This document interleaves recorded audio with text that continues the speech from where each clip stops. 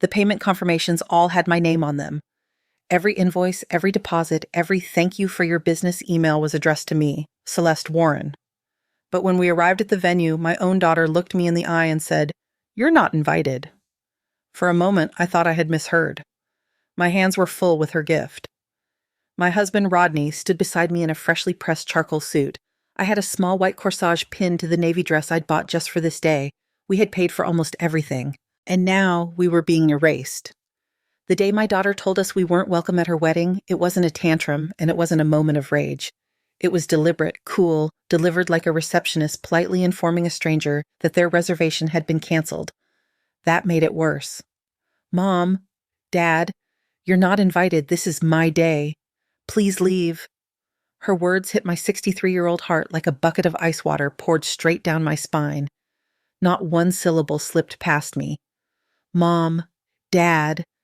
She said it like those were just labels, not lives that had been wrapped around hers since the day she was born.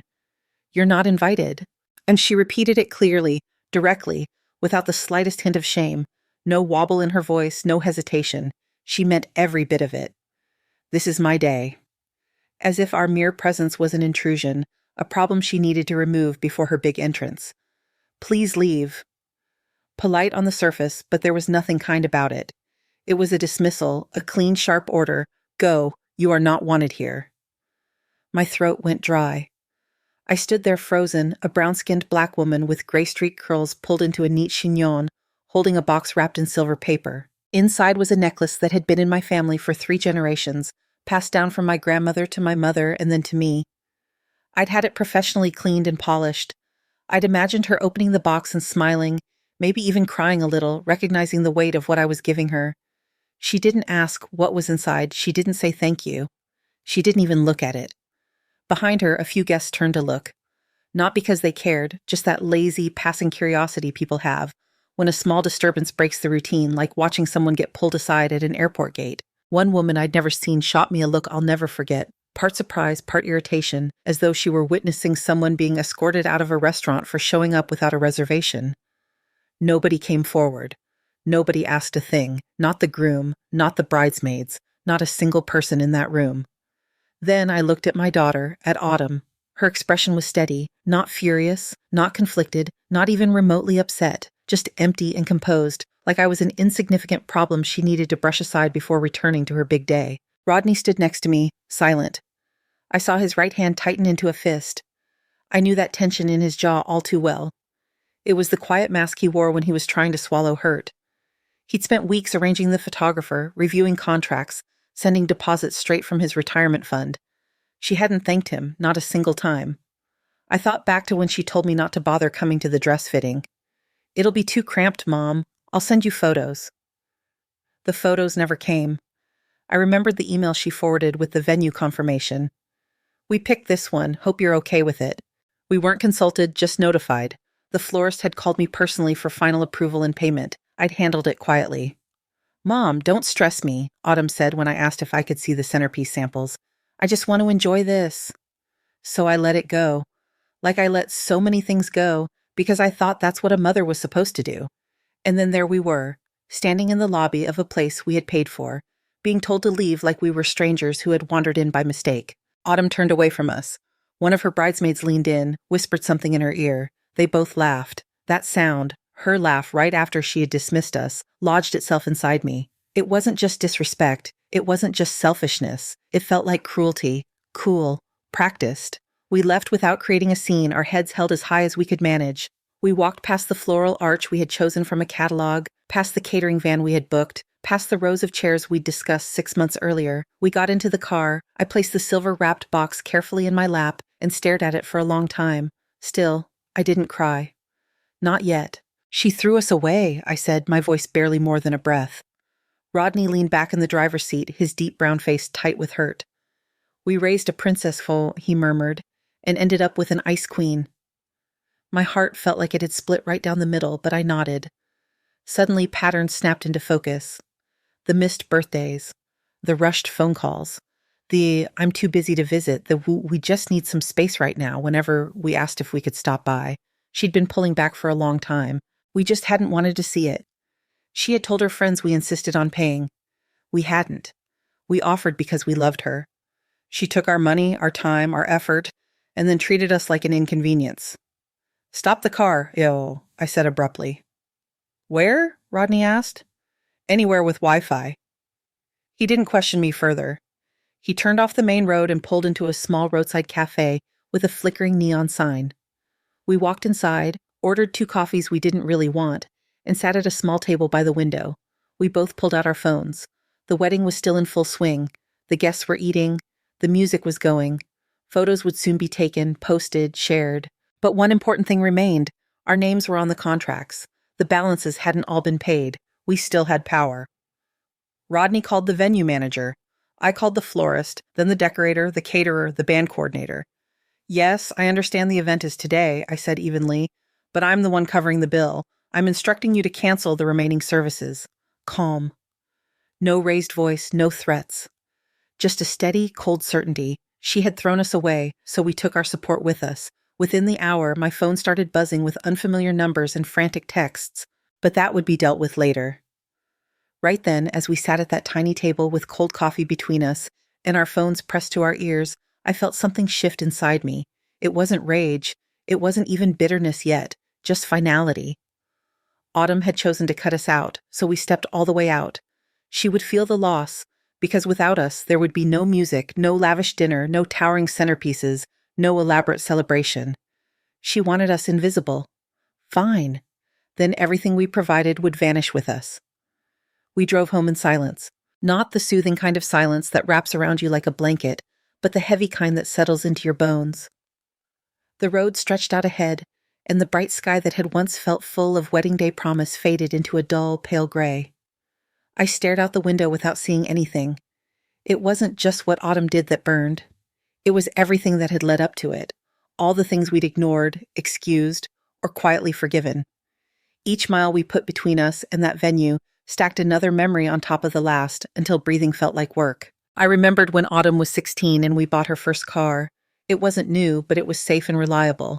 She didn't say thank you then either. She just snatched the keys and drove off to meet her friends. "I didn't ask for a used car," she'd muttered. Rodney had laughed it off. I told myself she'd appreciate it later. She never did. I remembered college. We co-signed her loans, paid her rent the first year, shipped her care packages filled with homemade cookies and handwritten notes. She called when she needed money, advice, or a ride, but rarely just to talk. At her graduation, she'd invited us, yes, but after the ceremony, she sat with her friends and her boyfriend's family. We had to ask a stranger to take a single photo of the 3 of us. We still smiled like everything was perfect. We told ourselves she was just young, that she'd grow out of it, but it never really changed. Moving into her first apartment, we helped her pack, transported her furniture, spent 2 weekends setting everything up. She said thanks once, quickly, as she walked out to meet a friend. No card, no hug, no lingering gratitude. The signs had been there for years, small dismissals, quiet slights, subtle ways of pushing us into the background while still accepting every ounce of our support. But we kept showing up, because that's what we believed parents do. We give, we stay, we hope. I looked at Rodney as he drove. His expression was hard to read, but I saw the tightness around his mouth, the way his fingers drummed the steering wheel. He was feeling it too, the years of hurt, piled up now that the curtain had finally been yanked open. When we got home, I didn't go inside right away. I sat on the porch steps, the silver-wrapped box still in my hands. That necklace had been my mother's. She wore it on her wedding day. I wore it on mine. I remembered Autumn as a little girl, standing in front of my mirror, twisting the chain carefully around her small fingers, saying, "Mama, I want this when I get married." She'd always assumed it would be hers. Today, she hadn't even glanced at the gift. Inside, I could hear Rodney talking on the phone, canceling remaining payments. His voice was level but edged with steel. That tone meant he'd reached his limit. I finally went in, set the box carefully on the kitchen table, then sat across from it like it was someone I needed to confront. After a long minute, I opened my laptop. My inbox was full of wedding-related emails. At first, they were warm, inclusive. "We're thinking of these options, what do you think?" Then, slowly, they shifted. "We decided to go with a different cake vendor. Could you just send the deposit to the planner? It'll be easier." "We moved the rehearsal to Friday afternoon. Hope that still works for you." Hope. They always hoped, but never actually asked.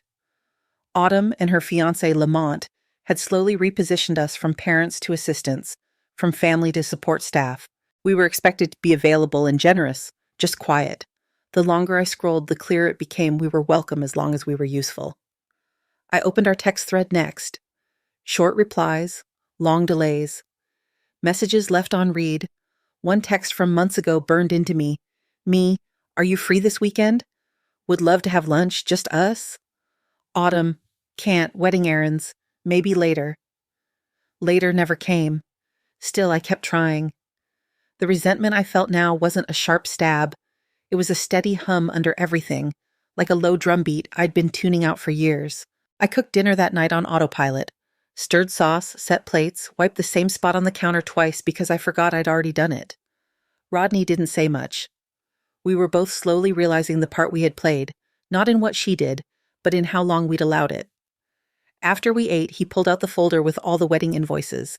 He spread them across the table one by one. The venue, deposit paid, final balance pending.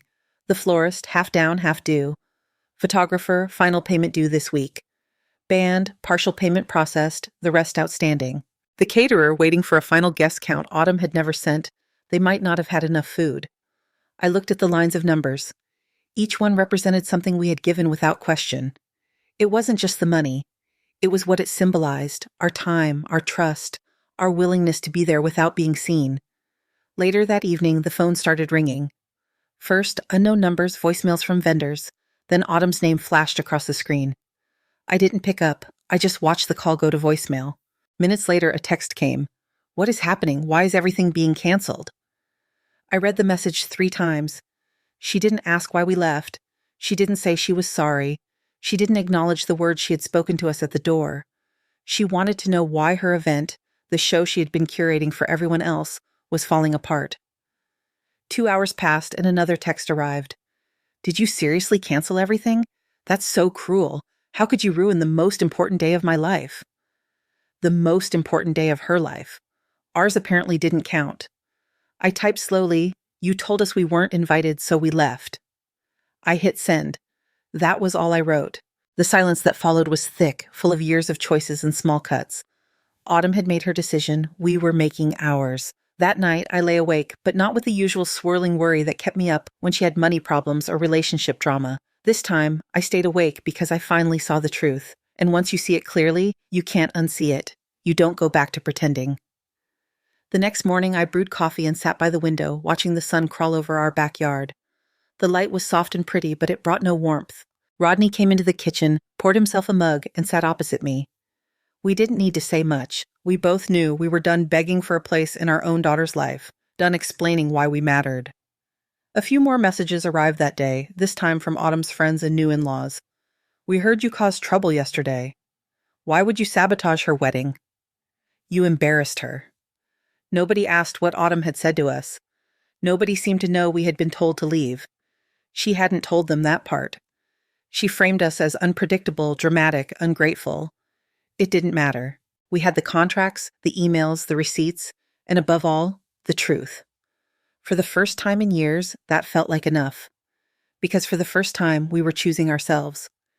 It felt like closing a door gently, not with a slam, but with a final, certain click.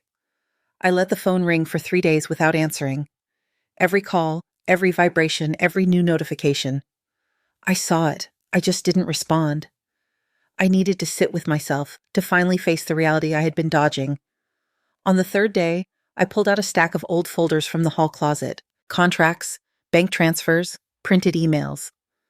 At the bottom, I found a large envelope, our will, drawn up years ago, naming Autumn as our sole beneficiary. I stared at her name printed there. What have we done? I whispered. I carried the envelope into the living room. Rodney was in his favorite armchair, the TV on but not really watched. I handed it to him. We need to talk to someone, I said. He didn't argue. He just nodded once firmly. That afternoon, we made an appointment with a new financial planner. Not the man who had known us since Autumn was a child. Someone impartial, with no connection to her. Someone who would read numbers, not family history. At the office, we laid everything out. Not the humiliation, not the headache, just the facts. We paid for a wedding we were then told we couldn't attend, I said. We were excluded, but still financially exposed. The planner, a quiet man named Stefan with kind eyes and a careful tone, blinked slowly. And you want to know how to safeguard your assets going forward? That, I said, and how to limit access. He asked about joint accounts, shared cards, any accounts where Autumn had direct or indirect access. She doesn't have formal access, I said. Not technically, Rodney added, but she knows how to make everything sound urgent. She's persuasive. Stefan gave a small professional smile. It wasn't judgmental, just familiar. He'd clearly seen this story before. We left his office with a folder full of options, trusts, updated wills, emergency freezes, restructuring suggestions. Tools people don't think they'll ever need until they realize love has been mixed up with obligation and guilt for too long. That night, as I folded laundry, a memory hit me so hard I dropped a towel. I was 19 again. My father had just remarried. One evening, I'd stopped by his house without calling. His new wife opened the door. He stood behind her, watching. He didn't invite me in. You should call before you come over, he'd said. This is our space now. That shame, standing on a doorstep I once belonged to, rushed back into my chest. And I realized Autumn had handed me those same words in a new package. This is my day. You're not invited. Once again, I was on the outside of something I'd helped build. For the first time in a long time, my hurt started to burn into anger. Not rage at her, but anger at myself for letting it go on this long. The next morning, I opened Autumn's social media. There they were, pictures from what was left of her wedding, captions about resilient love and unbreakable bonds. Not a single mention of us. A photo of Autumn with Lamont's family, smiling, laughing, arms wrapped around one another. I zoomed in on her dress. It wasn't the gown she'd chosen with me. The one we'd paid a deposit on had been sent back weeks before. It doesn't match the theme anymore, she had said. The arch behind them was smaller, simpler, a flimsy stand-in for the lush floral structure we'd ordered. That must have been taken down when the florist left. And still, she posed like it had all gone smoothly, like everything had always been exactly this way. My chest grew tight. She hadn't just excluded us. She had rewritten the story, erased us. My phone rang, a number I didn't know. I answered. Hello? Hi, is this Autumn's mother, a woman's voice asked. Yes. My name is Kiona. I'm calling from Harlem Blooms and Events. We provided some of the floral arrangements for your daughter's wedding. Provided, she said past tense.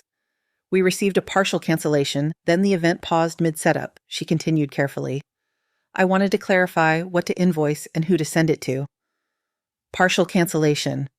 I realized Autumn must have tried to scramble and salvage what she could after we pulled our payments, calling vendors behind our backs, trying to rework things without us instead of with us. Send the invoice directly to me, I said. We'll cover the remaining cancellation fees, nothing further. Understood, Kiona replied. Another end run. Another attempt to maneuver past us instead of facing us. After I hung up, I took out the folder Stefan had given us. This time I read every page. Options for trusts, revisions to our will, emergency measures. Rodney came in from the garage, wiping his hands on a rag. I showed him the page I'd marked. I want to do this, I said. All of it. Are you sure? He asked quietly. We've spent almost 3 decades hoping she'd come around. I know, I said, and we're still sitting in the same spot. He didn't try to talk me out of it. By the end of the week, we had met with an attorney, created new documents, removed Autumn as our automatic heir, and adjusted access to all our accounts. The lawyer, a sharp black woman named Anita with box braids and steady eyes, listened without prying into our pain. You don't need to defend this decision to me, she said. You're not cutting her off from love. You're protecting your future. That's responsible. We also asked what protections we could put in place if there were attempts at manipulation or coercion. Anita helped us create clear boundaries, financial and legal. That evening, Autumn finally called again. This time, I picked up. Hi, Mom, she said, her voice small and shaky.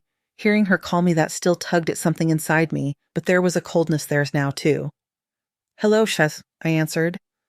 I feel like everything just got out of hand, she said. I didn't mean to hurt you. I just needed my day to be perfect.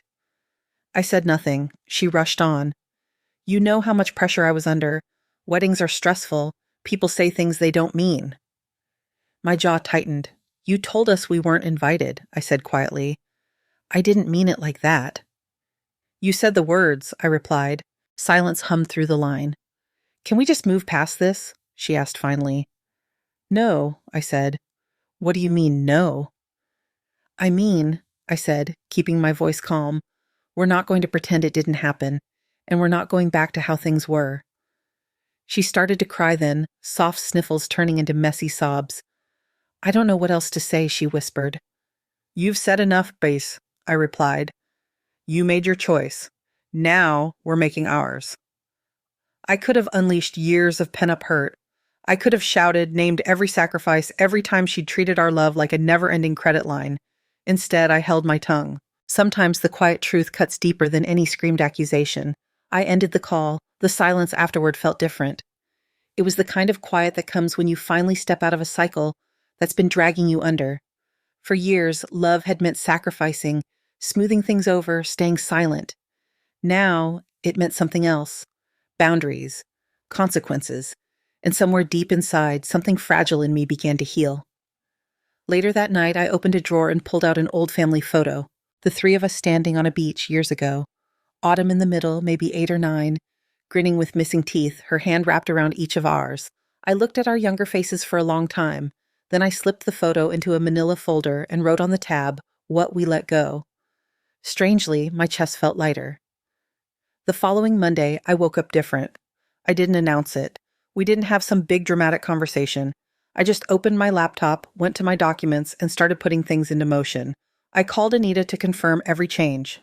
I want everything updated, notarized, and recorded, I said. I don't want there to be any confusion later. Consider it done, she replied. When she called back to confirm, she said, It's all finalized, Mrs. Warren. Your estate and accounts are secured. I thanked her, then hung up. No trembling hands, no second guessing. Later that day, I messaged our bank. I asked them to review all accounts that could be accessed through Autumn in any way. I requested that there be no more emergency transfers authorized without our direct confirmation. Within a week, we closed our old accounts and moved to a different bank entirely. A clean slate. It wasn't just about the money, it was about the pattern. From the time Autumn was 15 and insisted on a designer prom dress, everyone else is wearing something nice, I don't want to look poor, to just 2 months before the wedding when she asked us to cover extra fees for a new planner she'd hired without telling us. Every time she got what she wanted, and each time she gave a little less of herself. Now we were drawing a line. Then came the backlash. When Autumn found out about the legal changes, the calls multiplied. She left a voicemail, her voice hoarse with fury. How could you just cut me out like that after everything I've been through? You blindsided me. No conversation, just cold legal paperwork. You really think that's fair? The next day, Lamont called. His tone was clipped, controlled. This is vindictive, Yao, he said. You're causing permanent damage. Don't think this won't impact your future, holidays, grandkids, everything. Then came the long texts from Autumn, paragraph after paragraph. You've always made me feel like I owed you for everything you ever did. Maybe this is what you wanted, to control me right up until your last breath. I'm your daughter, not your employee. You act like love comes with contracts. Then she created a group chat. Extended family, old friends, people I hadn't spoken to in years. We heard what happened. This isn't right. You're still her parents. She was emotional, but this is extreme. Undo it. Be the bigger person. And then Autumn wrote something that sliced deeper than all the others. You've always been selfish. This just proves it. I read that line twice. Selfish. After decades of paying rent, tuition, surprise bills, therapy sessions, and now a wedding we never got to attend, selfish. I let out a short, stunned laugh. Not from joy, from disbelief. Only someone who had never truly seen me could look at my life and call me that. A week later, something I didn't expect happened. My younger sister, Rochelle, sent me a private message. We hadn't really talked in months. I saw what Autumn posted, she wrote. I'm sorry you're going through this. I used to think you were too strict with her. Now I see you were just always cleaning up her messes. I get it now. For the first time during all of this, I cried, not from pain but from relief. Someone finally saw me. I made a list of everything Autumn still had that was tied to us. Shared phone plans, streaming services, memberships, small accounts we'd opened for her, just in case. One by one, I removed our names, canceled, unsubscribed, disconnected. Not to punish her, to free ourselves. That same week, I made an appointment with a counselor, a soft-spoken woman named Camille who specialized in parents of adult children. I didn't go to talk about how awful Autumn was. I went to talk about how I had slowly allowed myself to disappear into motherhood until I couldn't tell where she ended and I began. During our second session, Camille asked a question that stopped me cold. What would your life have looked like if you hadn't become a mother? I opened my mouth and realized I had no answer. For over 30 years, my identity had been a tangle of roles: provider, mediator, background character in my daughter's story. Now, I had to figure out who I was without that. One Friday evening, the phone rang again. This time it was Lamont. I stared at his name for a full minute before answering. Hello? Hi, Mrs. Warren. It's Lamont. His voice was more cautious now. Yes, I said. I just wanted to check in, he said. Autumn's been struggling. She misses you. Does she? I asked, not cruelly, just honestly. I think things got heated that day, he continued.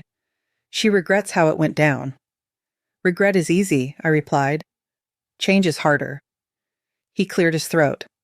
Would you consider coming over? Maybe we could have dinner, just talk. No pressure, just try again. My old reflex almost kicked in. For most of Autumn's life, I would have said yes before he even finished the question. But now, I paused. No, I said gently. We're not coming.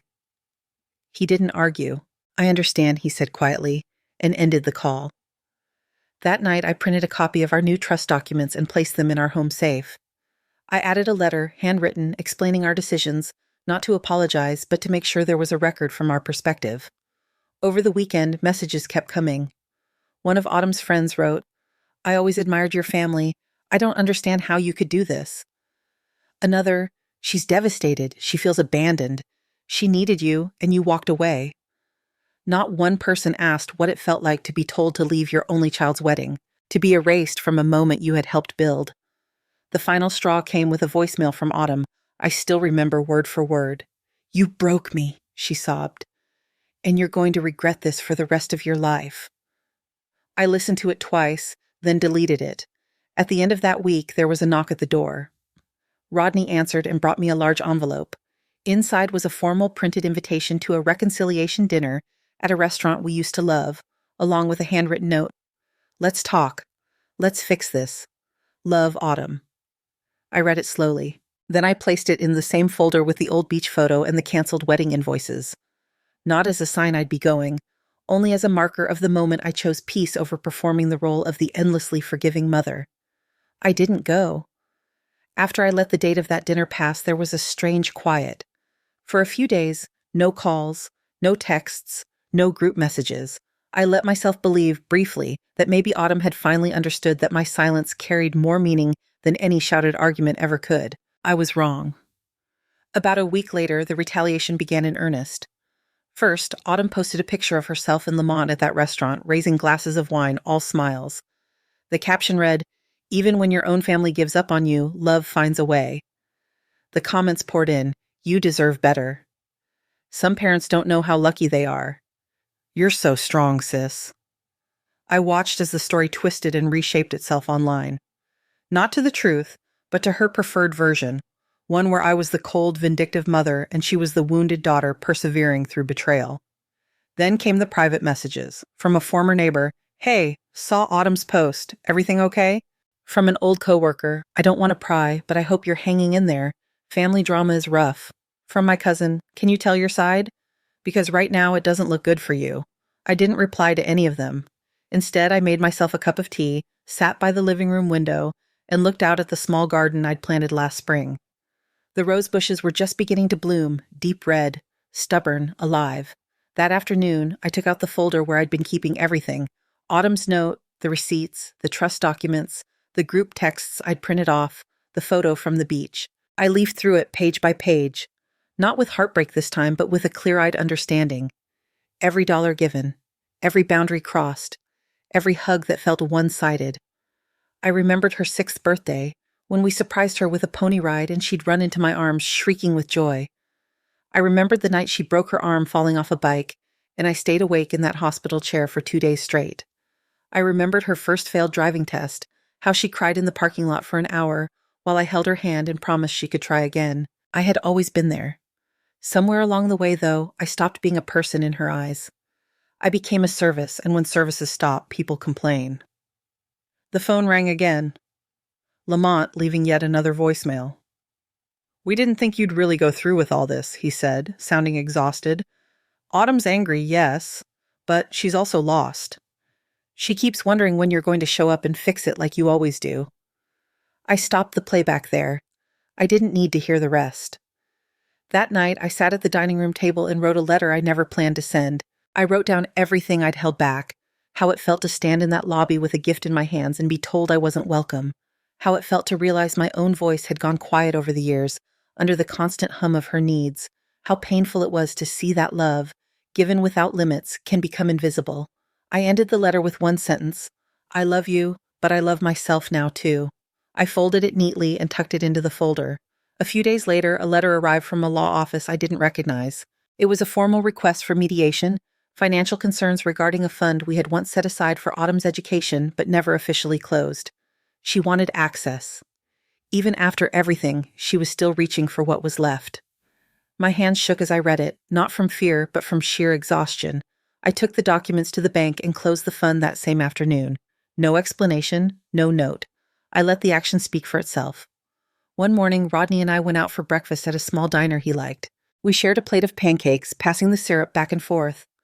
For the first time in months, we talked about the color we might paint the kitchen, whether we should take a trip out of town. Not once did we say Autumn's name, and I realized with a quiet surprise that it felt okay. On our way back to the car, a woman I didn't know walked up to me in the parking lot. "Excuse me," she said. "Are you Autumn's mother?" I hesitated, then nodded. "Yes." "I just wanted to say," she continued, "I read what your daughter posted. Then I saw something you wrote in that parent support group online. Your words made me think about my own daughter, and about the way I keep sacrificing without boundaries. I just wanted to say, thank you. You helped me." I stood there for a moment, stunned. I'd written a short reflection in a private forum under my first name only, just to get the weight off my chest. I hadn't expected anyone to find me in the real world. "I'm glad it helped," I said softly. After she walked away, I sat in the car and realized something important. I didn't need Autumn's apology to move forward anymore. She might never understand what she'd done. She might cling to her version of the story forever, but I had quietly stepped out of a role I was never meant to occupy my whole life. I was no longer just the fixer, the bank, the silence. I was Celeste again, a black woman with lines on her face earned from both joy and sorrow, still standing, still breathing, still allowed to choose herself. That evening I sat on the porch with the folder by my side. I didn't cry. I didn't rehearse what I would say if Autumn ever came around. I just watched the sky darken and listened to the crickets. If you've ever felt like you're an outsider in your own family, you're not alone. And if you've ever swallowed your truth to keep the peace, maybe it's time to let your silence mean something different. Not surrender, but a boundary. Not weakness, but a choice. Sometimes the quietest thing you do is the loudest thing you'll ever say.